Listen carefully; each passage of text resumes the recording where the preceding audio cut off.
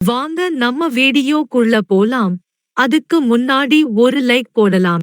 குட்டச்சி கெஞ்சினாய் இப்படிதான் மிஞ்சு வாழுங்க என்று எண்ணிக்கொண்டு உம்மா என்று எமோஜி நிறைய அனுப்பினேன்.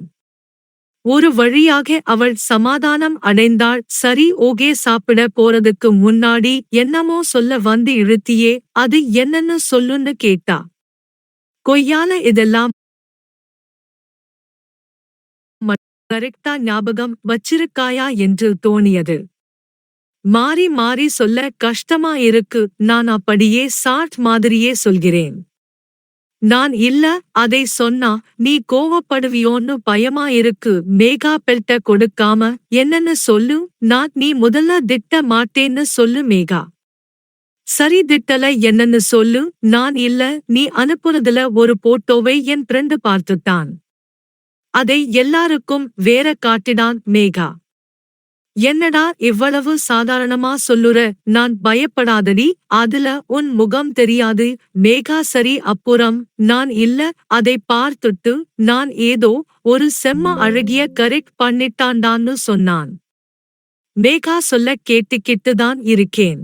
நான் அவ்வளவு தாண்டி உன் போட்டோவை பார்த்துட்டு நான் செம்மையாக ஒரு அழகிய புடிச்சிட்டேன்னு சொல்லி இவனுக்கு எங்கேயோ மச்சம் இருக்குடா. இவளை மாதிரி பொண்ணு கிடைச்சா ஆயுசு மேகா.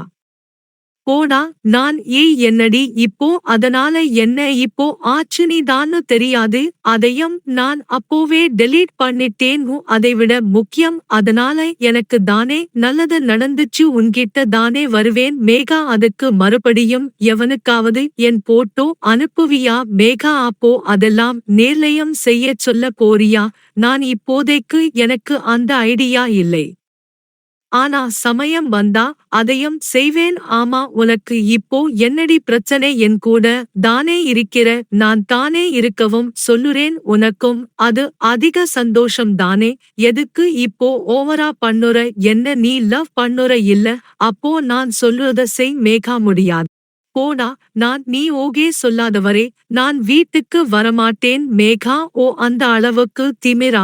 நான் கொஞ்சம் இறங்கி வந்ததால இப்போ நான் உனக்கு இலக்காரமா தெரியுறேனா? வராம இருந்துடுவியா? நான் வரல போடி மேகா. அதையும் பார்க்கிறேன்னு டா அம்மா.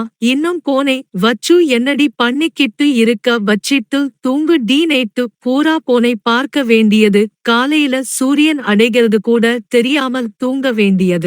மேகா இருக்கிற கடுப்புல இவங்க வேற. நான் சரி சரி நீ போனே வச்சிட்டு தூங்கு.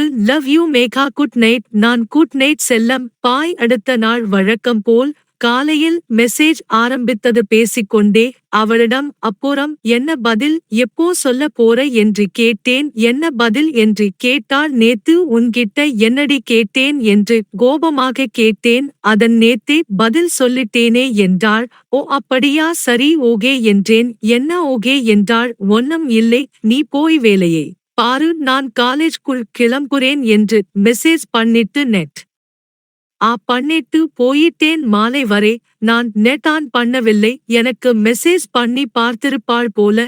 அது எதுவும் எனக்கு வராததால் போன் பண்ணினாள். நான் எடுக்கவில்லை. அதன் பிறகு மாலை வரை தொடர்ந்து ஒரு 40 தடவைக்கு மேல் போன் பண்ணி இருந்தாள். நான் மாலை ரூமுக்கு வந்து நெட் ஆன் பண்ணினேன். உடனே அவளிடம் இருந்து மெசேஜ் வந்தது.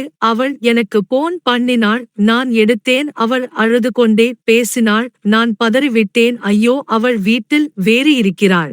அம்மா பார்த்தாள் என்ன ஆகும் என நினைத்து எதுக்குடி இப்போ அழுகிற என்று கேட்டேன். எதுக்கு நீ போனை எடுக்கலன்னு கேட்டா. எனக்கு கோபம். நான் சொன்னதை நீ கேட்கல அதனாலே தான்னு சொன்னேன். அதுக்காக பேசாம இருப்பியா என்று அழுத்தாள். அதுக்கு ஏண்டி அழுகிற? முதல்ல கண்ணை தொடடி.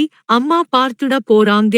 இப்போ நீ அழுகியே நிறுத்திட்டு பேசுறதுனா பேசுன்னு சொன்னேன். அவளும் அழுகியே நிறுத்தினாள். அதான் இவ்வளவு பாசம் இருக்குல்ல. அப்புறம் சொல்லும் போதே கேட்டா என்ன என்று கேட்டேன். போடா என்றாள். சரி சரி அப்பா ஓகே தானே என்றேன்.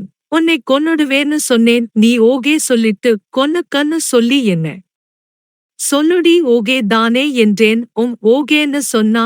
அப்பா ஒரு வழியா அவளை ரெடி பண்ணிட்டேன். இனி அடுத்த கட்டத்திற்கு போக வேண்டியதுதான் என்று முடிவெடுத்தேன். சரி, நாளைக்கு காலையில் கும்பகோணத்தில் கூட்டம் இல்லாத படத்திற்கு போகலாம். காலையில் ரெடியா இருன்னு சொன்னேன். போன தடவை நீ எப்படி கிளம்பி வந்தியோ அதே போலவா? சரி, நான் போய் சாப்பிட்டு வரேன்னு சொல்லி போனேன். பிறகு வந்து இரவு கொஞ்ச நேரம் எப்போதும் போல பேசிவிட்டு உறங்கினோம். காலையில் நான் வருவதாக தான் எண்ணினாள். ஆனால் நான் வேற பிளான் பண்ணி இருந்தேன். வேறு ஒருவனை என் நோட் கூட்டிப் போனேன். நேற்று நீ போட்டோவில் பார்த்தது இன்று உன் கையில் இருக்கும். உனக்கு ஓகேனா வா என்றேன். அவனும் அடுத்த நொடி ஓகே சொல்லிட்டான். அதிகாலையில் கிளம்பி 11 மணி காட்சிக்கு கும்பகோணம் வந்து சேர்ந்தோம். அங்கே MSM தியேட்டரில் தக்சாப் ஹிந்துஸ்தான் என்ற ஹிந்தி படத்தின் தமிழ் டப்பிங் ஓடிக்கொண்டு இருந்தது. அதற்கு தான் கூட்டமே இல்லை. நான் சென்று 3 டிக்கெட் எடுத்துக்கொண்டு எங்கள் கடைக்குட்டியின் வருகை வழி மேல்விழி வைத்து காத்திருந்தேன். அவனும் தான் 11 மணி 30 மணி காட்சிக்கு அவளை 11 மணி 45 போலதான் வரச் சொன்னேன். ஏனெனில் அது தெரிந்த இடம். எனவே அங்கு வந்து நின்றால் எப்படியும் யாரும் பார்த்து விடுவார்கள். அதனால் லேட்டா வந்தா யாரும் தெரிந்தவர்கள் இருக்கிறார்களா என்று பார்த்துவிட்டு நேரா உள்ளே போய்விடலாம். கொஞ்ச நேரத்தில் அவள் கிளம்பிவிட்டேன், வந்து கொண்டு இருக்கிறேன் என்று மெசேஜ் அனுப்பியிருந்தாள்.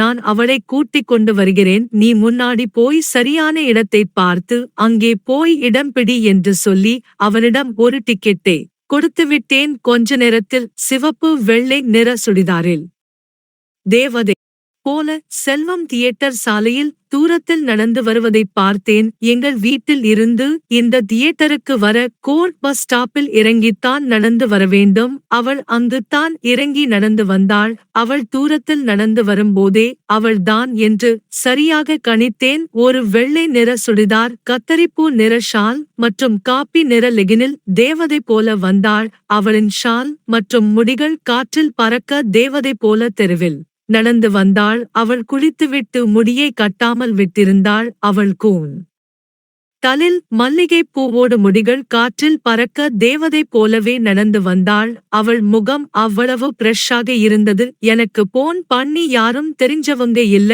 நான் நேரா உள்ள வரட்டுமா என்றாள். நானும் ஓகே சொன்னேன். யாரையும் பார்க்காமல் தலையை கீழே போட்டுக்கொண்டு நேரா உள்ள போ, நான் பின்னாடியே வரேன் என்றேன். அவளும் உள்ளே வர நானும் போய் டிக்கெட்டை கொடுத்து இருவரும் உள்ளே போனோம். போகும்போதே அவனுக்கு மெசேஜ் பண்ணிட்டேன், உள்ளே வரும்போது லைட் அடிக்கிறேன் பாருன்னு சொன்னான். நானும் உள்ளே போனதும் அவன் லைட் அடிப்பதை பார்த்தேன். உள்ளே கொஞ்ச நேரம் எதுவுமே தெரியவில்லை. அவள் என் பின்னே தலையை குனிந்து கொண்டே என் சட்டையை பிடித்து கொண்டு மறைந்து கொண்டே வந்தாள். நான் அவன் இருக்கும் இடத்தை பார்த்து நேராக போனேன். மேலே ஒரு மூலையில் இருந்தான். 2 சீட் தள்ளி உட்கார்ந்து இருந்தான். நானும் போய் சேர்ந்தேன். அவளோ டேய், அங்க யாரோ இருக்காங்க, அங்க ஏண்டா போறேன்னு சொன்னா.